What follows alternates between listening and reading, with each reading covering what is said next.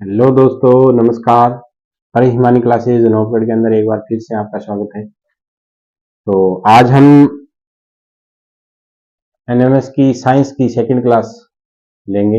इसके अंदर साइंस का सेकंड चैप्टर कक्षा 8 का जिसका अध्ययन करेंगे और इसमें से जो अपने एनएमएस के योग्य जो सवाल है या इसमें आने वाले सवाल है उस पर चर्चा करेंगे। तो चलते हैं पहले सवाल की ओर। पहला सवाल है कि ऐसे जीव पहला सवाल है ऐसे जीव जिन्हें हम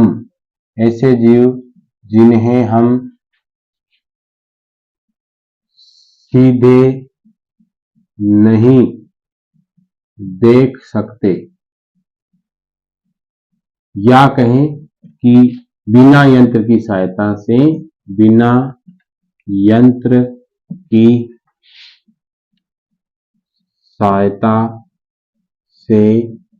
नहीं देख सकते, उन्हें क्या कहते हैं?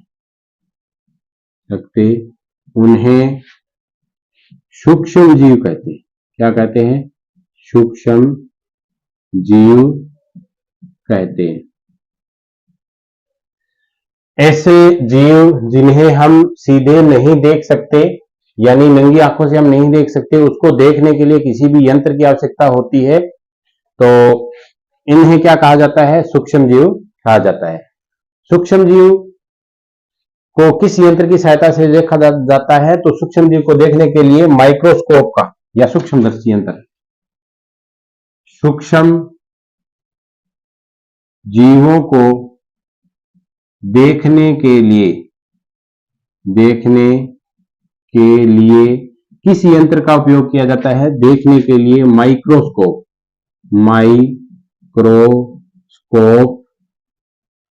का उपयोग किया जाता है। माइक्रोस्कोप का उपयोग किया जाता है, याद रखना।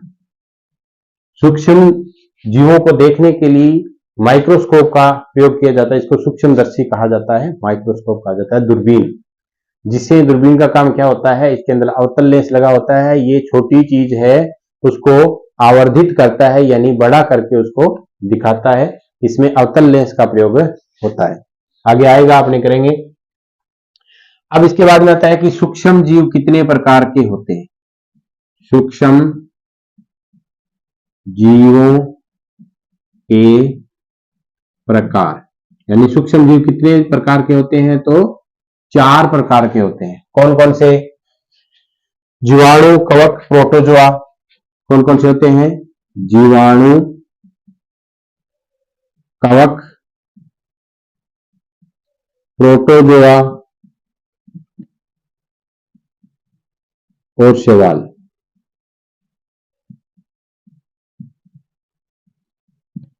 जीवाणु, कवक, प्रोटोजोआ और शैवाल।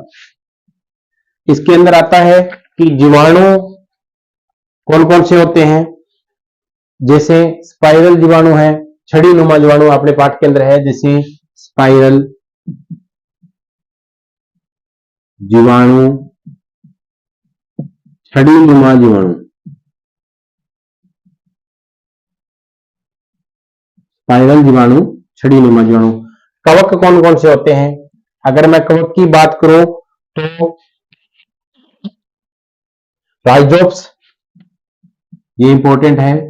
राइजोप्स यानी ब्रेड पर फफूंद का आना कवक कहलाता है।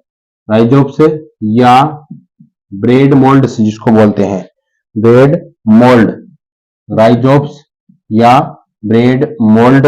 इसके अलावा पेनिसिलियम,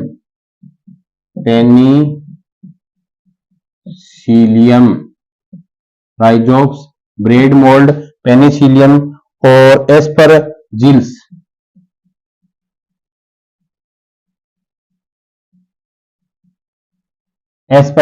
कवक, राइजोप्स, ब्रेड मोल्ड, पेनिसिलियम। कवक का उदाहरण आता है, बहुत बार आता है कि ब्रेड है, उस ब्रेड पर जो फफूंद आ जाती है उसको क्या कहा जाता है? ब्रेड मोल्ड के नाम से जाना जाता है। यानी जो डबल रोटी होती है उसको अपने अगर गीला करके अंदर रख देते हैं तो उसके अंदर सुबह जब देखते हैं तो व्हाइट व्हाइट सी फफूंद आ जाती है, उसको ब्रेड मोल्ड के नाम से जाना जाता है। अब उसके बाद में आते हैं प्रोटोजोआ। प्रोटोजोआ कौन कौन से हैं? जैसे अमीबा, प्रोटोजोआ होते हैं अमीबा और पैरामेशियम या पैरामीशियम, पैरामीशियम, प्रोटोजोआ और पैरामीशियम होता है। इसके अलावा होता है शैवाल। अगर मैं शैवाल की बात करूं तो क्या होते हैं? शैवाल के अंदर होता है स्पाइरोगाइरा, स्पाइरोगाइरा या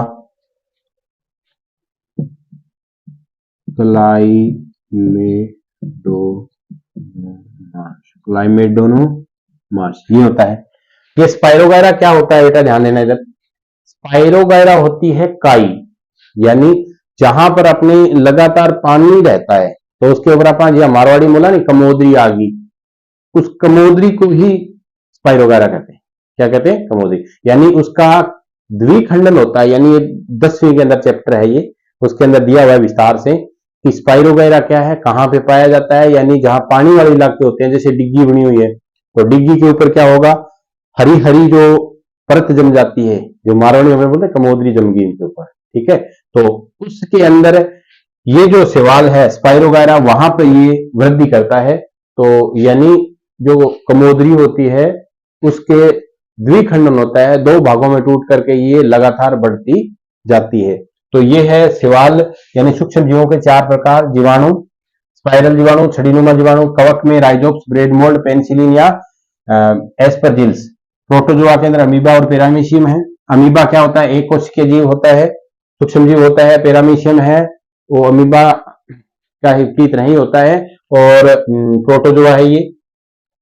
अमीबा का क्या होता है? अमीबा का द्विखंडन होता है, ये 2 भागों में टूट जाता है, इसमें एक कोशिका होती है। ये भी 10वीं के अंदर चैप्टर है, विस्तार से समझाया हुआ है, अपने भी छोटा है इसका भाग। तो ये हो गया सूक्ष्म जीव। अब मैं इसको मिटाता हूं।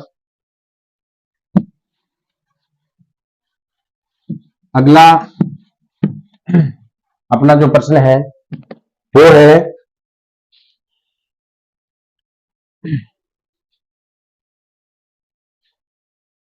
दूध को दही में बनने की प्रक्रिया को क्या कहा जाता है? ये कौन सा जीवाणु उत्तरदायी है? दूध, इंपॉर्टेंट प्रश्न आया था पर पिछली बार। दूध को दही में बदलने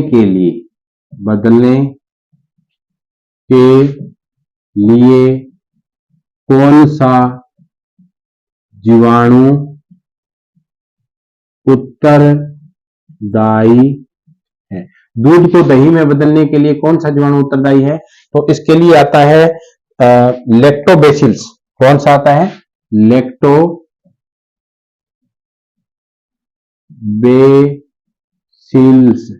लैक्टोबैसिलस दूध को दही में बदलने के लिए जो जीवाणु काम में आता है उसको बोलते हैं लैक्टोबैसिलस। यानी दूध को दही में, यानी जब दही जमाते हैं, जैसे अपने बोलते हैं ना मारवाड़ी जावण देना, ठीक है। दूध को जब जावण लगाते हैं तो उसके अंदर क्या होता है, जो दही थोड़ा सा अपने इस प्रकार से डालते हैं उसके अंदर 2-4 बूंद, तो उसके अंदर ये लैक्टोबैसिलस नाम के जीवाणु है, ये बहुत होते हैं। और ये क्या है, जनन करते हैं रात के अंदर, जैसे मलेरिया का जो परजीवी होता है वो जनन करता है, उसी प्रकार से जनन करके ये असंख्य अपने साथी बना लेते हैं और इससे दूध है वो फट जाता है। दूध को फटने के लिए जो उत्तरदायी है वो लैक्टोबैसिलस जीवाणु है।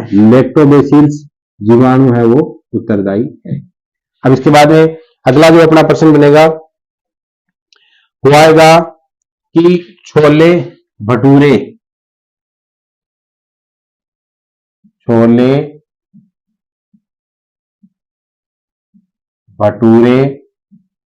या मैं कहूं कि मैदे में खमीर उठना, मैदे में खमीर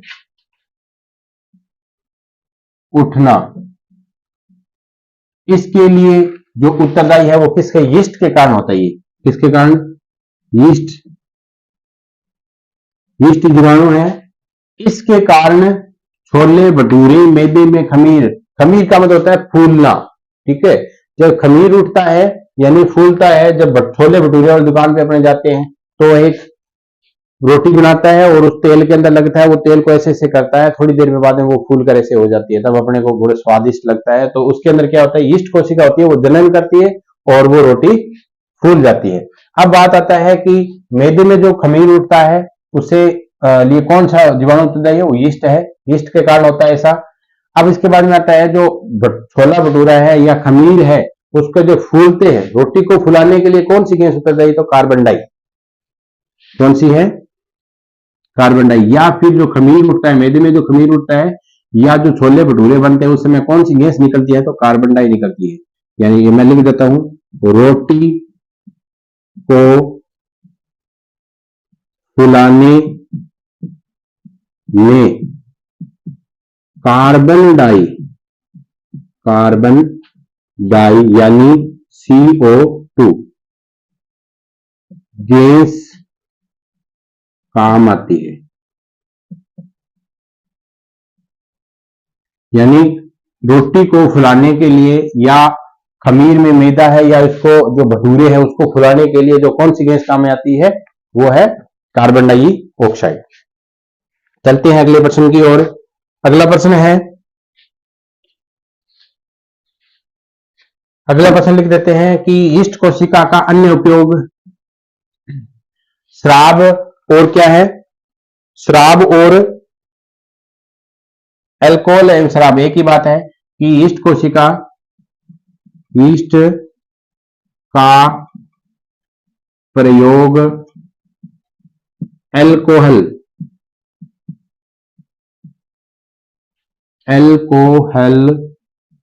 या कहूं मैं शराब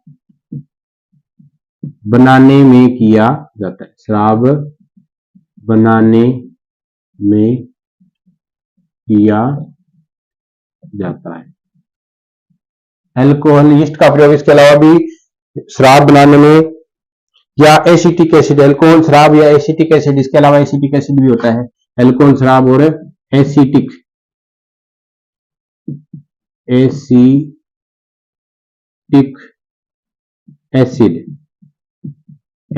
एसिड है, उसके अंदर भी इसका उपयोग है वो किया जाता है।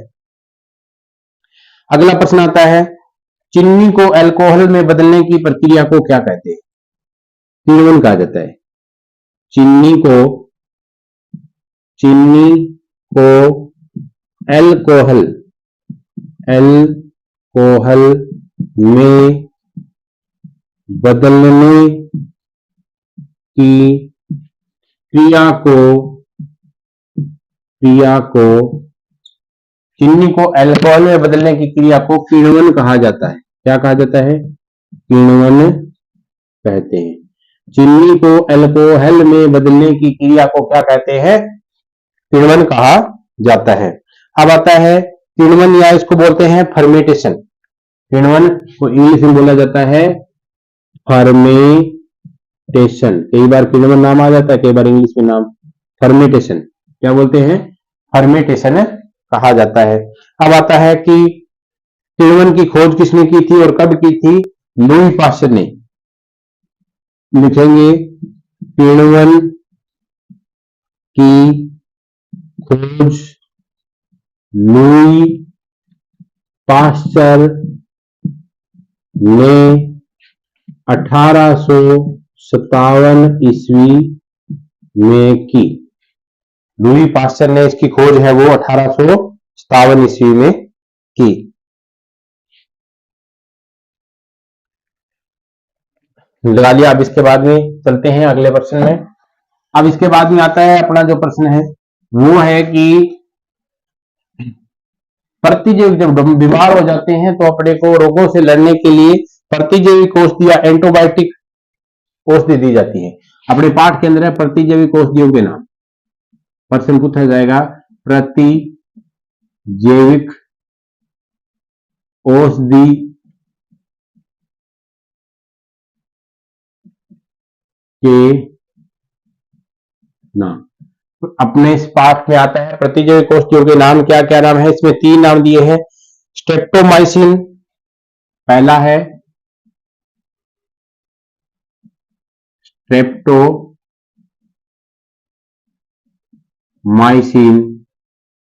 दूसरा है टेटा साइक्लिन यानी टेटा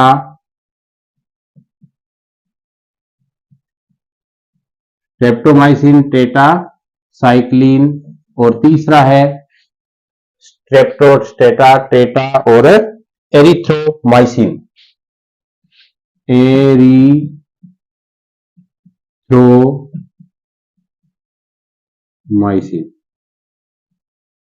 ये तीन नाम है। कौन कौन सा है? स्ट्रेप्टोमाइसिन, टेट्रासाइक्लिन और एरिथ्रोमाइसिन। मैंने तो बच्चों को याद करवाने के लिए स्कूल के अंदर ये रखा है कि स्टेटा, ट्रेटा, एरिथ्रोमाइसिन। बेटा इतना याद रखना, शॉर्ट नाम याद रखो, ये बड़े नाम नहीं भी आते हैं तो कोई बात नहीं, जब पेपर आएगा तो उसमें अपने को 4 ऑप्शन दिए जाएंगे। इसमें दिया जाएगा कि निम्न में से कौन सी प्रतिजैविक औषधि है या कौन सी प्रतिजैविक औषधि नहीं है, तो वहां पे स्ट्रेटा, ट्रेटा, एरिथ्रो, इतने शॉर्ट नाम याद रखो। स्ट्रेटा, ट्रेटा, एरिथ्रो, स्ट्रेटामाइसिन और टेट्रासाइक्लिन और एरिथ्रोमाइसिन, ये हो गया प्रतिजैविक औषधियों के नाम। अब इसके बाद में आता है, इसके बाद में पेनिसिलिन आता है कि पेनिसिलिन की खोज किसने की? पिछली बार एनएमएमएस में आया था कि पेनिसिलिन की खोज अलेक्जेंडर फ्लेमिंग ने की थी। किसने की थी? अलेक्जेंडर, पेनिसिलिन की खोज अलेक्जेंडर फ्लेमिंग ने की। और कब की? आगे सन लिख देता हूं मैं, कब की? 1929 में। अलेक्जेंडर फ्लेमिंग ने 1929 में की। पेनिसिलिन की खोज है वो कब की? अलेक्जेंडर फ्लेमिंग ने 1929 के अंदर की। अब इसके बाद में आता है कि हैजा, क्षय, चेचक और हेपेटाइटिस। हैजा,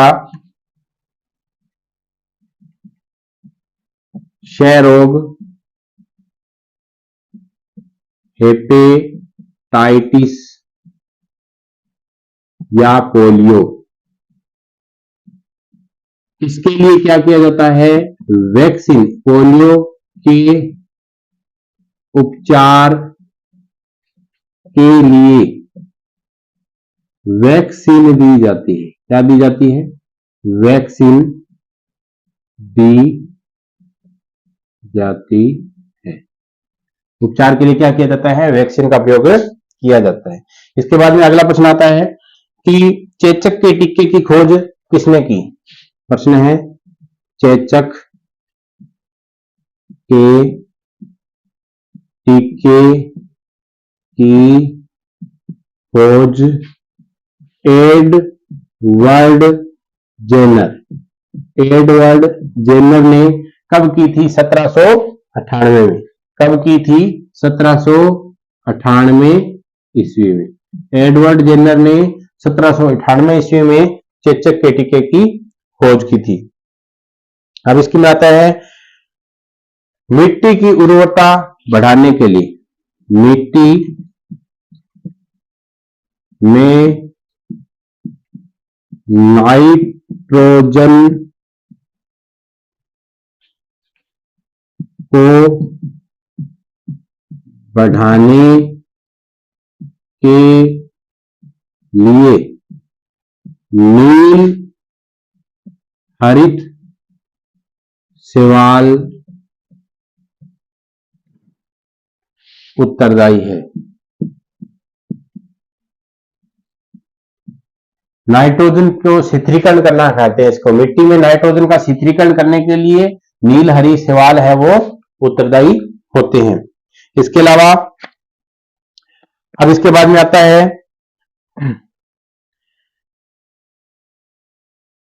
रोग उत्पन्न करने वाले सूक्ष्म जीवों को क्या कहा जाता है? शॉर्ट प्रश्न कि रोग उत्पन्न करने वाले सूक्ष्म जीवों को रोगाणु कहते हैं। क्या कहते हैं? रोगाणु कहते। ये स्क्रीनशॉट ले लो इसका। सूक्ष्म जीवों को रोगाणु कहा जाता है। ले लिया। अब इसके बाद में चलते हैं आगे। अब इसके बाद में आता है कि जो कि एक स्वस्थ व्यक्ति से एक संक्रमित व्यक्ति से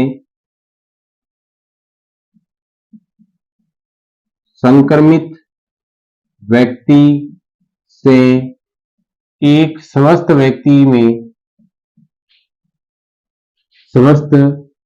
व्यक्ति में संपर्क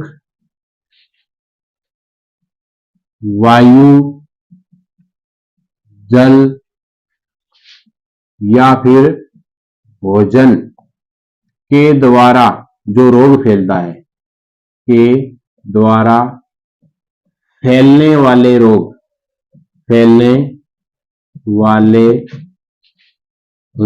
को संसरणीय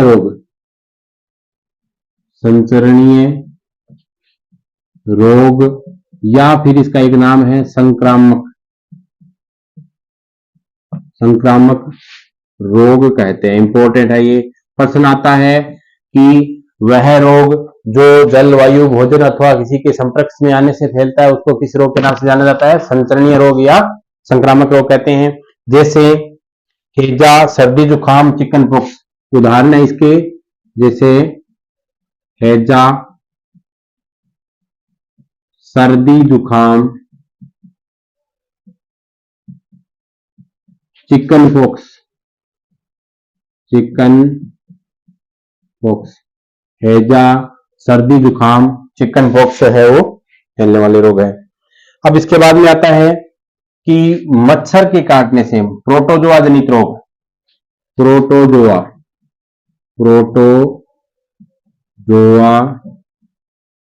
जनित रोग आगे करेंगे अपने, जब रोग का विस्तार से एक वीडियो लेके आऊंगा उसमें करवाऊंगा कि प्रोटोजोआ जनित रोग है वो कैसे होते हैं। मच्छर के प्रोटोजोआ जनित है वो कैसे होते हैं?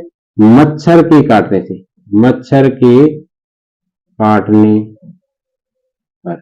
मच्छर के काटने पर क्या कौन सा रोग हो जाते हैं? प्रोटोजोआ जनित। प्रश्न आता है कि निम्न में से कौन सा रोग है प्रोटोजोआ जनित नहीं है?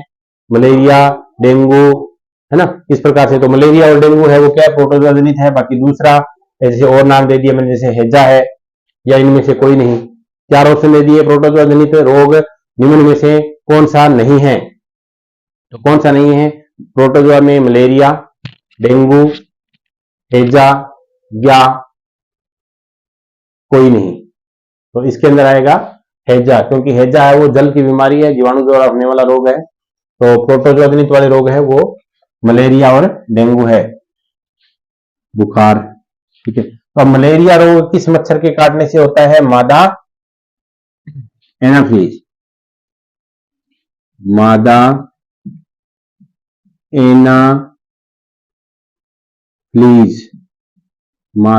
एनाफिलीज मच्छर के काटने से मलेरिया रोग होता है। मलेरिया रोग होता है। इंपॉर्टेंट क्वेश्चन कि किस मच्छर के काटने से मलेरिया रोग होता है? मादा एनाफिलीज मच्छर के काटने से। और प्लेज्मोडियम मलेरिया रोग का परजीवी। प्रश्न है मलेरिया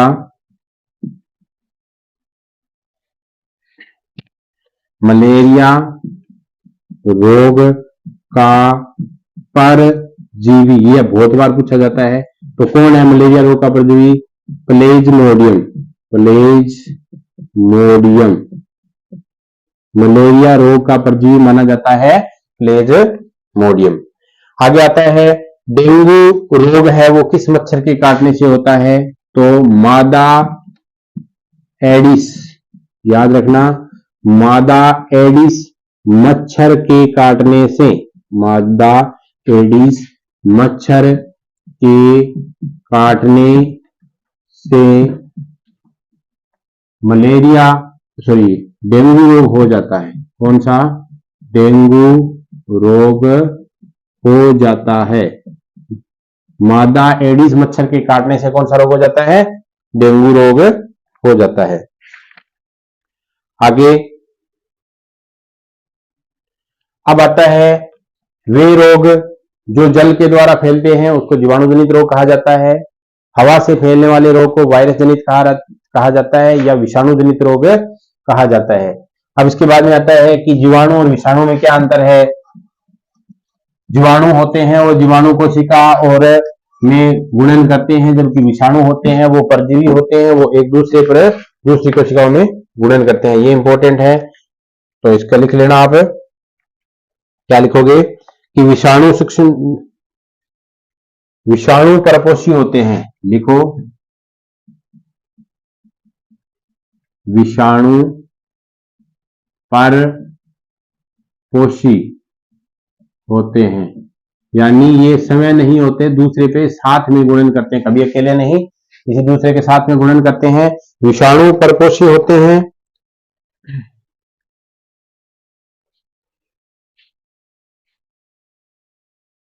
अर्थात ये क्या करते हैं, अन्य जैसे जीवाणु है, और इसके अलावा पौधे एवं जंतु कोशिका, पौधे एवं जंतु कोशिका में गुणन करते हैं। गुणन करने का मतलब होता है बढ़ना। विषाणु परपोषी होते हैं, ये कभी अकेले नहीं रहते हैं, जीवाणु पौधे या जंतु कोशिका के अंदर इनके साथ में मिलकर के ये क्या करते हैं, गुणन यानी वृद्धि करते हैं। अब इसके बाद में आता है कि जीवाणु जनित रोग कौन कौन से हैं, विषाणु जनित कौन कौन से हैं। इसके अलावा जैसे मान लेते हैं कि विषाणु जनित रोग, जीवाणु जनित रोग,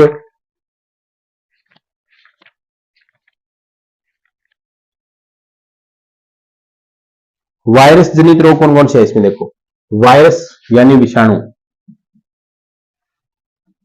वायरस या बोलते हैं विषाणु, वायरस को ही विषाणु बोला जाता है। वायरस जनित रोग विषाणु जनित रोग है, वायरस या विषाणु जनित रोग।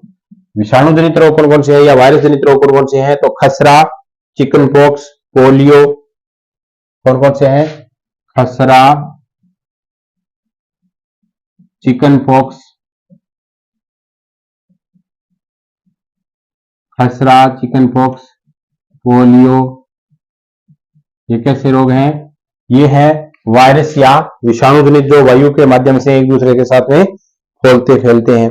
जीवाणु जनित के रोग के अंदर अगर बात करूं, जैसे टाइफाइड, क्षय, हैजा। जीवाणु जनित टाइफाइड,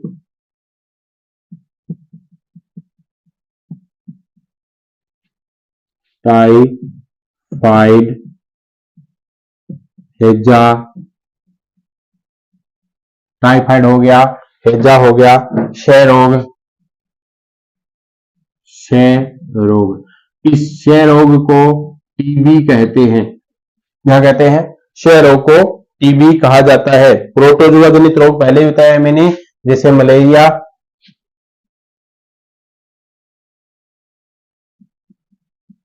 प्रोटोजुआ जनित रोग जैसे मच्छर के काटने से होता है मलेरिया और डेंगू बुखार। ठीक है, मलेरिया और डेंगू ये हो गए। अब इसके बाद में आता है एक नाम और है, रॉबर्ट कोच ने बेसिल्स एंथ्रेसिस, प्रश्न आता है कि बेसिल्स एंथ्रेसिस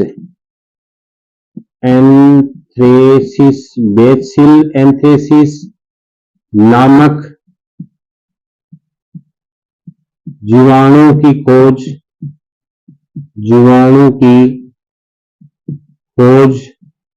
रॉबर्ट हुक ने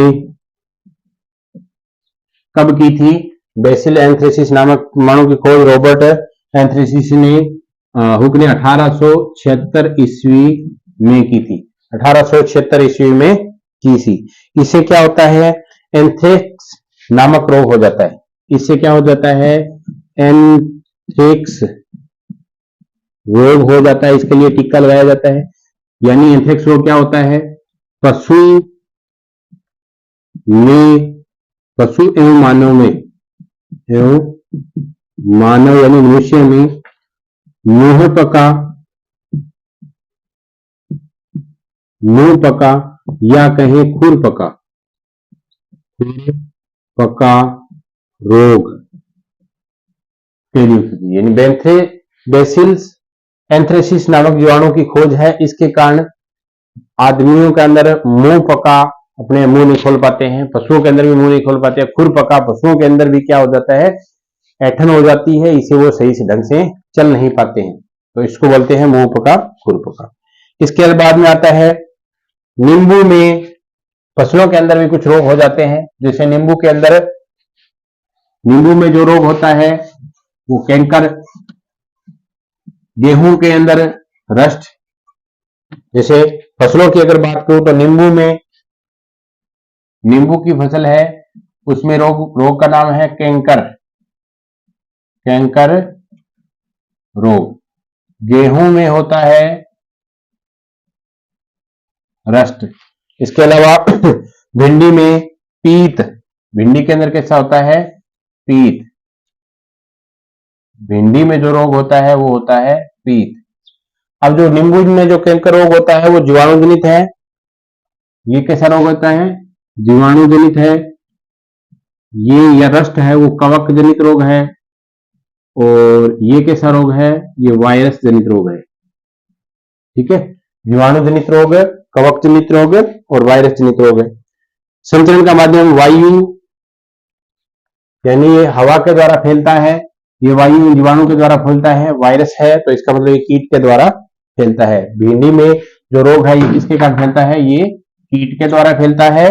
ये वायु है बीज के द्वारा, ये वायु के द्वारा, यानी ये हवा के द्वारा, ये बीज के द्वारा, एक संक्रमित बीज है या वायु के द्वारा। वायु में बीज, ध्यान रखना ये फसल है, फसलों के नाम है। नींबू में कैंकर रोग होता है, जीवाणु जनित रोग है, ये वायु के द्वारा एक दूसरे से फैलता है। गेहूं है, गेहूं के अंदर क्या होता है कि रस्ट रोग हो जाता है। गेहूं में कवक जनित रोग है, वायु में बीज के द्वारा फैलता है। भिंडी में पीत वायरस जनित रोग है, ये कीट के द्वारा, एक कीट है वो दूसरे पे जाके बैठ जाता है, इसे उसमें रोग हो जाता है। इसके बाद में आता है वोमन या उल्टी आना।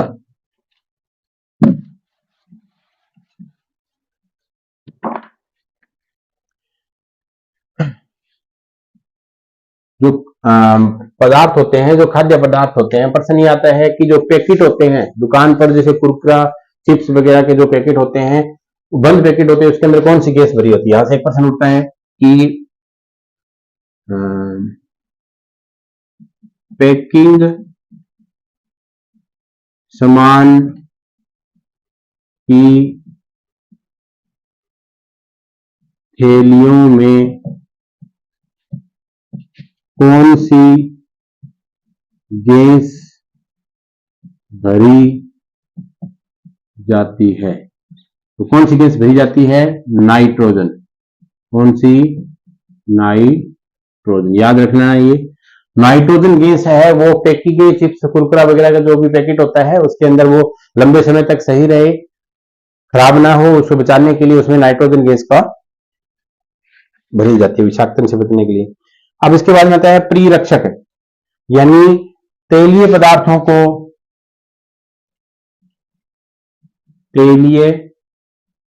पदार्थों को खराब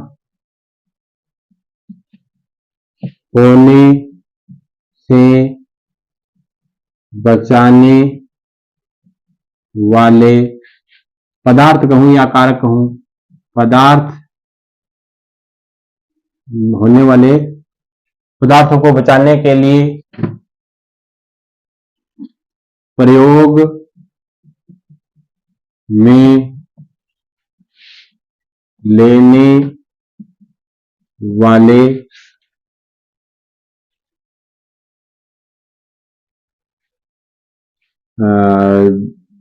जो पूर्व क्या बोले उसको, पदार्थ को प्रयोग में लेने वाले जो सामान होता है, या मतलब उसको बोलते हैं पदार्थ, को परिरक्षक कहते हैं।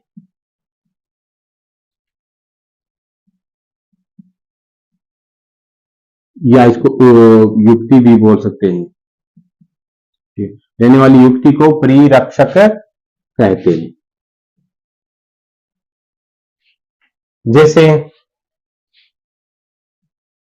जैसे आता है कि अचार को हम घर में भी सही लंबे समय तक रखने के लिए उसमें क्या है, गर्म तेल करके उसमें डाल देते हैं ताकि अचार खराब ना हो।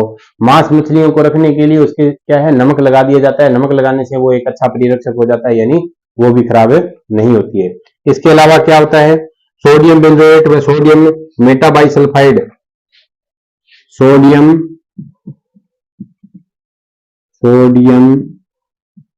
बेंजोइट एवं मेटा बाइसल्फाइड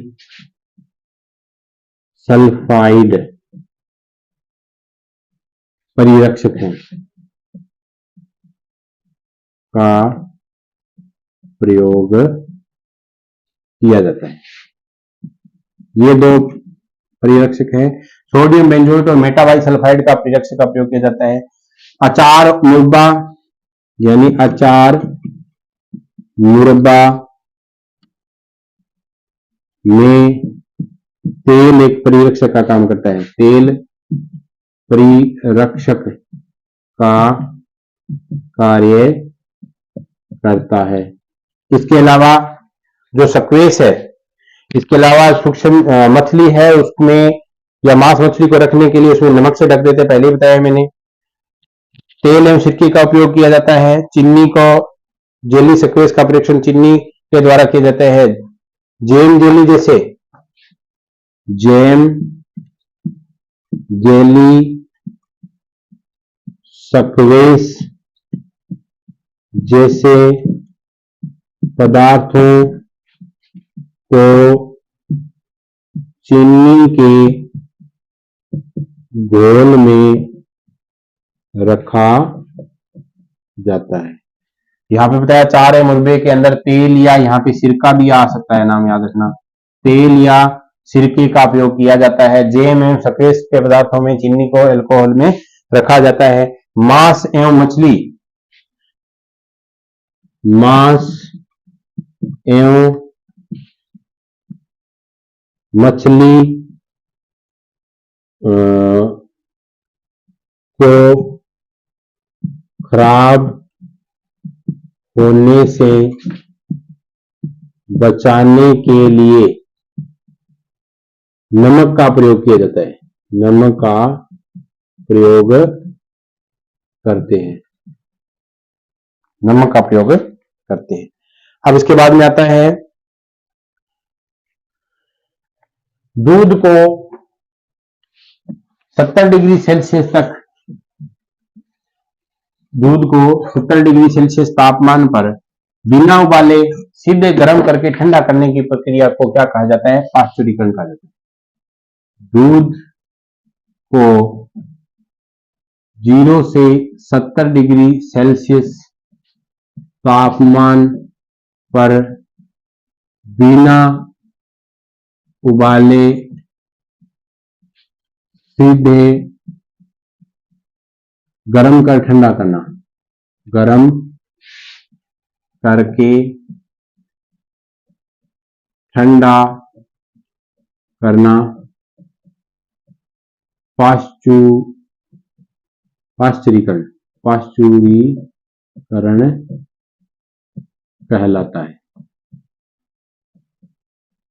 ठीक है, इसकी खोज है वो लुई पास्चर ने की। पाश्चुरीकरण की खोज आता है कि पाश्चुरीकरण की खोज किसने की, पाश्चुरीकरण की खोज लुई पास्चर ने की थी। किसने की थी, पाश्चुरीकरण की खोज है वो किसने की थी, लुई पास्चर ने की थी। 70 डिग्री सेल्सियस तापमान 15 से 30 सेकंड तक इसको रखा जाता है। 15 से 30 सेकंड तक 70 डिग्री सेल्सियस तापमान पर रखा जाता है। उबाले बिना सीधे ही ठंडा करने की क्रिया को पाश्चुरीकरण कहते हैं और इसकी खोज है वो लुई पाश्चर ने की थी। इसके आता है फलीदार पौधों की जड़ों में,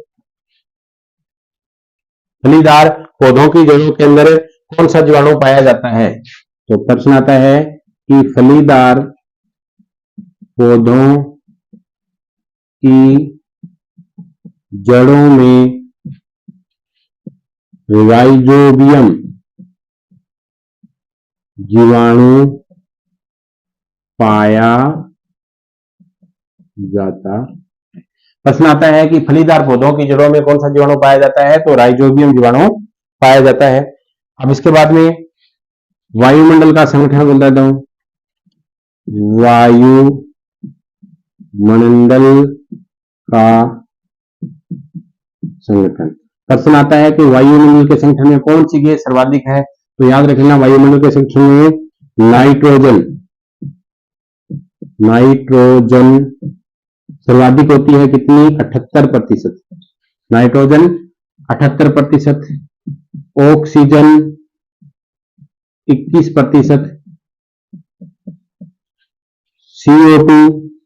CO2 यानी कार्बन डाई ऑक्साइड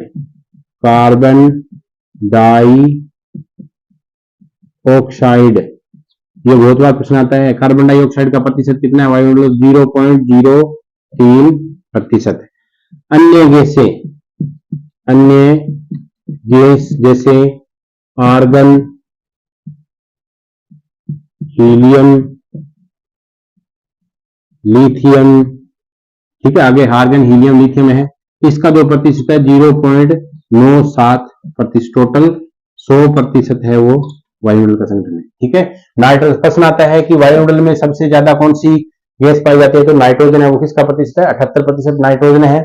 ऑक्सीजन है वो 21% है। कार्बन डाइऑक्साइड है वो कितनी है? 0.03% है। अन्य गैसें हैं वो कितनी है? 0.97 के अंदर है। अब इसके बाद में प्रश्न अपना यहाँ पे कंप्लीट हो जाता है। प्रश्न कुछ है इसके अंदर, सूक्ष्म जीवों को किसकी सहायता से देखा जा सकता है? तो पहले बताया मैंने, सूक्ष्म जीवों को माइक्रोस्कोप की सहायता से देखा जा सकता है। नील हरे सवाल वायु से क्या शीतलीकरण करने में, वायु का शीतलीकरण करने में, नाइट्रोजन का शीतलीकरण करने में, इसके अंदर नाइट्रोजन का। एल्कोहल का उत्पादन नामक सूक्ष्म जीव की सहायता से किया जाता है। तो पहले बताया मैंने, यीस्ट की सहायता से एल्कोहल का उत्पादन किया जाता है। हैजा जीवाणुजनित रोग है, ये पानी के द्वारा फैलता है। यीस्ट का उपयोग निम्न के उत्पादन में होता है। चीनी के, अल्कोहल के, हाइड्रोक्लोरिक अम्ल यानी HCl के या ऑक्सीजन के। तो यीस्ट का उत्पादन है वो अल्कोहल, ये पहले बताया मैंने, अल्कोहल और शराब के उत्पादन में यीस्ट का उपयोग किया जाता है। मलेरिया परजीवी का वाहक क्या है? मादा एनाफ्लीज मच्छर, कॉकरोच, घरेलू मक्खी, तितली। मादा एनाफ्लीज। मच्छर रोग को फैलाने के लिए, संक्रमण रोग को फैलाने के लिए सर्वाधिक जो उत्तरदायी जीव है ना, वो है घरेलू मक्खी। कौन सी है? घरेलू मक्खी। संचरणीय रोगों के लिए सबसे मुख्य कारक, ये आ गया प्रश्न, चींटी, घरेलू मक्खी, ड्रैगन मक्खी, मकड़ी। तो घरेलू मक्खी है संचरणीय रोग में। ब्रेड इडली फूल जाती है, इसका कारण क्या है? उष्णता है यानी गर्मी है, पीसना है, यीस्ट कोशिकाओं में वृद्धि मारने के कारण होता है। यीस्ट कोशिकाओं में वृद्धि के कारण, जैसे मैंने बताया, कार्बन डाइऑक्साइड है वो मैदे के खमीर को फुलाने का काम करती है, तो यहाँ पे यीस्ट कोशिका में वृद्धि होती है इस कारण। चीनी को अल्कोहल में परिवर्तन की क्रिया को क्या कहा जाता है? किण्वन कहा जाता है। पिछली बार एनएमएस में है हूबहू प्रश्न ये पूछा गया था। आगे जो आता है ना, ये बात इंपॉर्टेंट है बेटा, ये ध्यान रखना कि इसके अंदर इस प्रकार से प्रश्न मिलान करने वाले आते हैं कि ABCD का मिलान कीजिए। जैसे है जीवाणु है, नाइट्रोजन शीतलीकरण पहला है, नाइट्रोजन शीतलीकरण। इधर है राइजोबियम,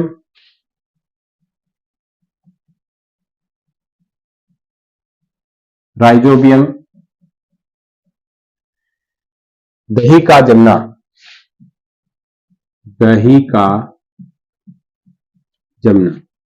इधर है लैक्टोबैसिलस, यीस्ट, एक प्रोटोजोआ एक विषाणु, एक प्रोटोजोआ एक विषाणु, एक प्रोटोजोआ एक विषाणु।